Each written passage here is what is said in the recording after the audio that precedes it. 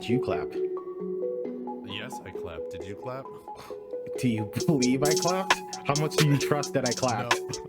No. Welcome to the show. Welcome to the. I don't know.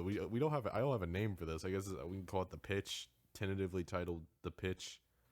I am your host who will remember his name today, which is Roscoe's Sweatsuit, and I'm here with nobody knows. Yep. Nobody. How are you doing today? Doing all right, chilling. In the ether. Okay, just to ask you, how much have I prepared you for this show? Have I explained the concept of this show to you? From my understanding, we are just having like a short discussion about an idea for a story or a change or altercation, like a altercation, a change in a story or so. And we're just trying to pitch like this idea or this change in the story in ways that we think are interesting or ways we think is appealing. From my understanding, it's not like a super serious thing. It's like, hey, we're just pitching something and then we're gonna work both like kind of maybe like have some suggestions and some workshop to it to make it maybe a little bit better. And then I guess like throw it on the internet and see what other people think and see if they can give any suggestions or input to see like, hey, this is not gonna work, or maybe you can change this, or maybe have their own recommendation, or maybe they pitch their own show in the comments.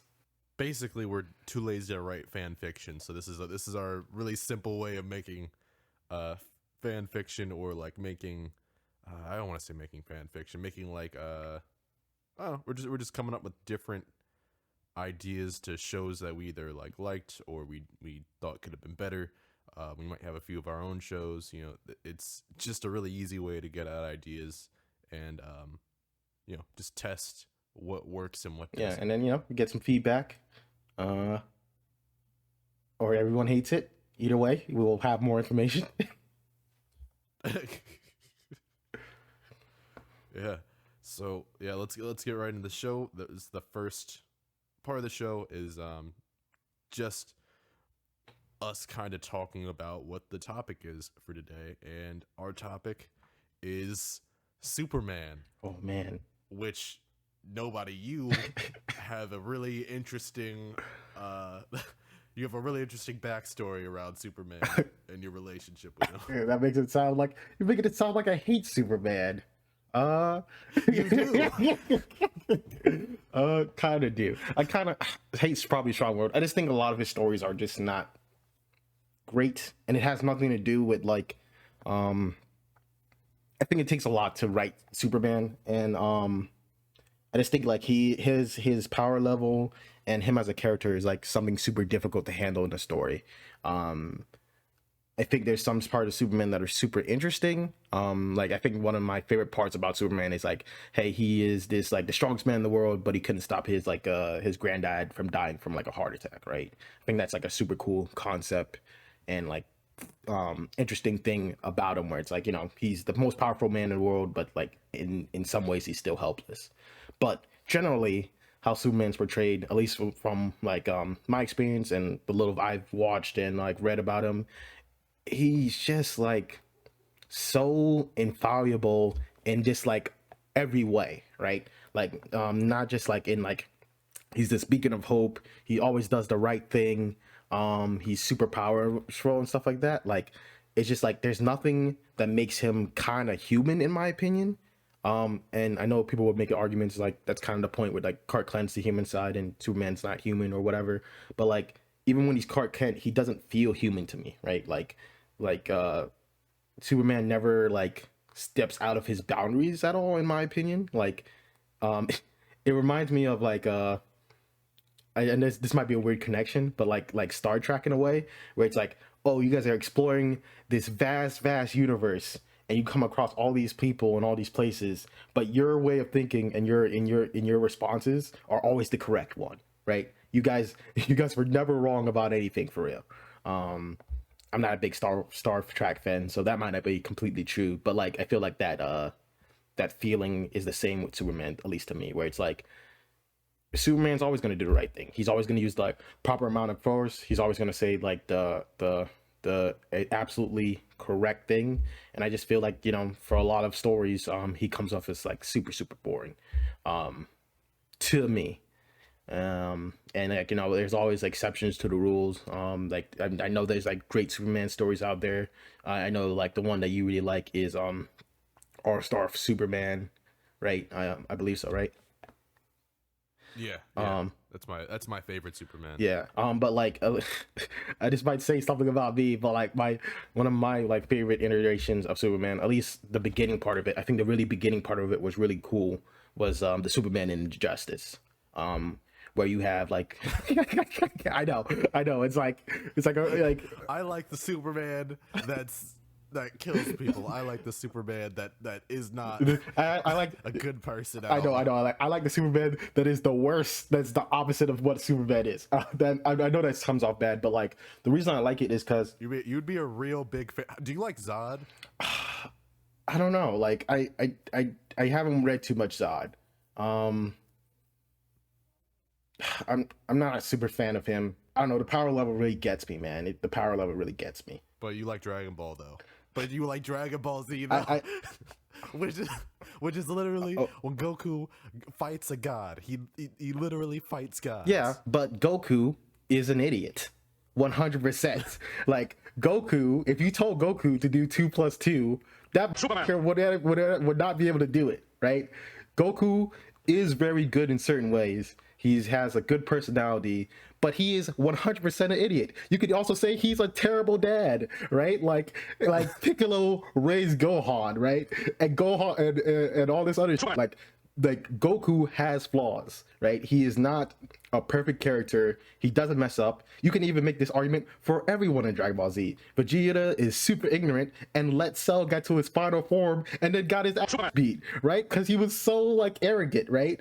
Like those fatal flaws still affect the character, and even though the outcome is normally always the same, where like, you know, Goku wins or whatever, but like a lot of that stuff is not even true 100% of the time, right? Like one of the biggest arcs in Dragon Ball Z, I guess like one of the notorious one, is the Cell arc, and the victor of that was not Goku, right? It was his son, who was kind of just pushed into the situation, right? Like uh that's where I think the key difference is. Goku has like a whole bunch of flaws. He's not a perfect person. He's not smart, for sure. He could barely drive a car, right? But like he's still like himself, right? His character of like, hey, I'm gonna get stronger. I love fighting and I love food, right? Um, just one thing I just want to say about injustice thing was just like I don't think like the all the stories like super cool. Like I think like it kind of peters out for me closer to the end or whatever.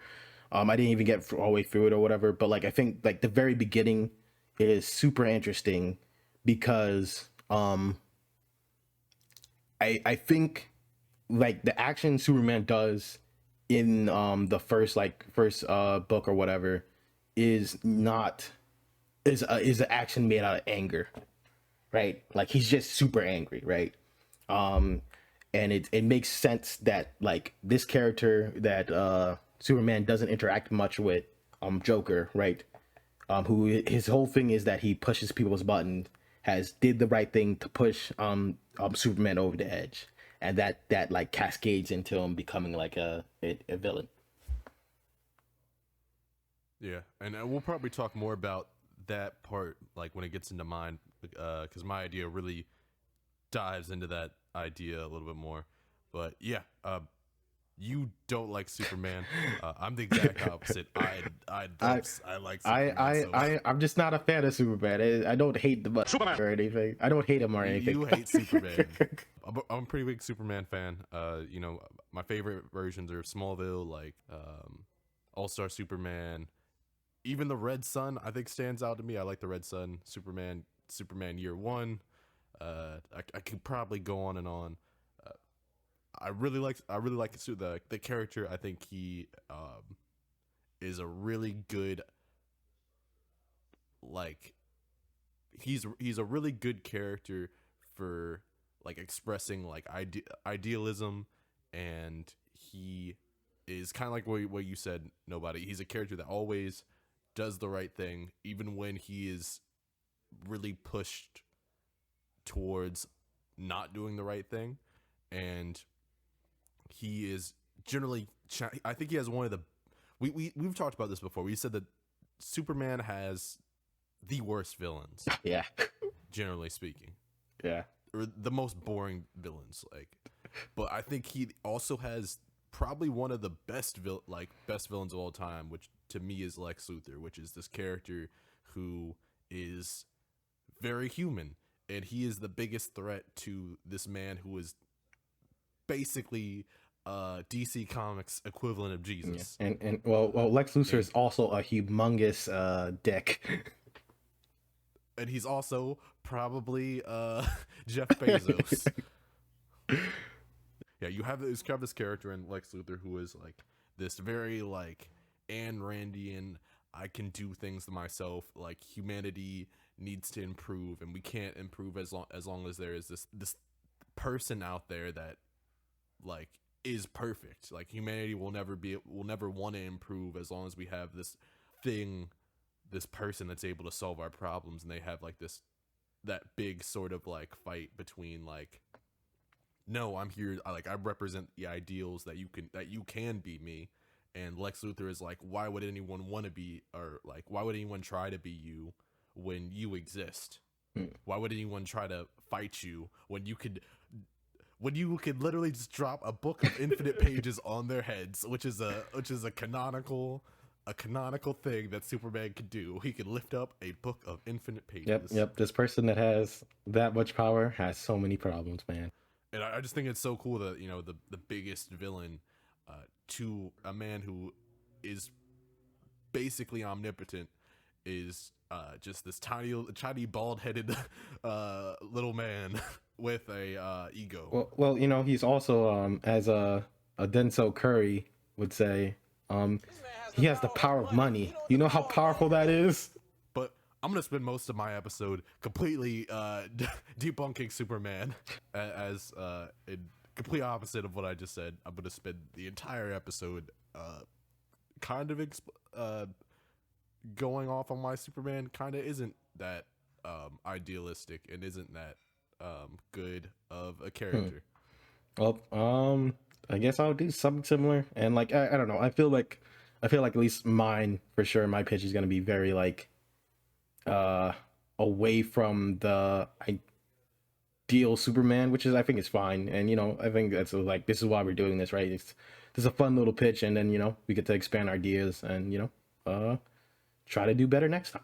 Yeah, we'll see how this first episode goes. Yeah, and we definitely we picked something that I don't know. We definitely I think both have very strong opinions on. Man, like, do I have stronger? Do I hate Superman or am I just super apathetic? I've heard you say you hate Superman. I don't know, man. Like I don't know. I just feel like he's just like such like a problem that is like let me think. If you put Superman on like any other side except being like super good, he is basically wins, right? Like there's nothing you can do to this person, and if you do something to this person, you still lose, right? Like he just is he's literally a god, right? Like and he's up in the thing that makes the thing is like he's a perfect god too, right? Like it's not like he has flaws that you can lean on and be like, this is why you should be afraid of this person, or this is why people don't like Superman. Everyone that dislikes Superman is kind of in the wrong, right? Because their reasonings doesn't justify it, and I don't know. He just seems so like a weird character, but I get it. I think like what you're saying earlier about like, hey, you know, this dude represents ideals is like super true, and I think that's what makes him interesting. But it's just so boring sometimes. I think it just takes just so much effort to make that not boring. But the S stands for hope. Nobody. Does it really? Because for someone that has literally the power that can move almost as fast as a Flash, super strength, can fly, can breathe everywhere. How is there problems on Earth, right? And then you're gonna be like, oh, he's just letting this happen and stuff like that, and that just goes into more stuff like, well, what is the thing he's letting it happen, right? Like, I don't know. It's just a weird concept to me. It's just like let me take it back. It's not a weird concept. It's just like I feel like it's just like hard to write stories around this person that are interesting. Other than like, oh, what's really mad, what's really crazy? There's a guy out there and he's as strong as Superman. And you're like, really? Oh, let's see him fight. And then they fight for 2 seconds, and then Superman's like, all right, I have to embody hope, and I won't let you stop this stuff. Now I'm gonna actually stop playing around and punch you super hard, and then I win. Yeah, and that's also a problem that we both generally have with American comic books, is that they have these really intense, really high overpowered power systems, but they don't apply them in any strategic way. Yeah, I agree. It's like it's very, I feel like it's very common in comic books for like a lot of the villains to be more gimmicks than anything, right? The power level of the superhero. Let me put it this way. I feel it's very rare, and like American comics, at least, like the mainstream ones, to have a villain that is just flat out better than the main character. It's just like, hey, this person is just flat out better than you, and if you want to win or get or beat this person, you're gonna either have to cheat or like do something super unconventional, or you're gonna have to get like way better. When was the last time you saw a training arc in a comic book? Uh, What- that's a good question. Like, the only training arc I can think of is in Batman, when it happens initially, is when after his parents die and he goes into hiding, and he spends the rest of like his childhood training in a training arc, Yeah, and that's basically it. yeah. And he's the strongest character, so what does that say for training arcs? If Superman went into a training arc, a lot of people would be a lot of problems would be solved. Like, I just kind of now have this idea of like everyone's just lazy, and Batman just did a training arc, and now that's why he's just all the same level of these guys. Like everyone just doesn't train. He turns in like One Punch Man, and his hair falls out. Yeah, but yeah, I just think but like I don't know, like even though I'm like giving them that riff, but like I think American comics explore like emotions a little bit better sometimes. But it's depending on a comic, and like any type of medium like this that is like art or whatever. Some comics are going to hit way harder than others to that specific person. Hmm. Okay, well, we spent a good amount of time talking about Superman, but are we ready to get into Man, our I'm pitches? trying to delay this thing and not do this. I can go first. Yeah, you can go first. Let's go. No, it's like I don't even know if this is even a story. Yeah, yeah. I mean, we should give. I think first we should probably give a title for our show, or a title for our pitches. I just realized I didn't give mine a pitch, a title plot. I just realized I didn't give mine a title. I'm gonna call mine Superman, the the sun also rises. Okay. And it'll be very obvious why I called it that in a few minutes. Okay. Well, what would you call yours? Oh man. What would I call mine?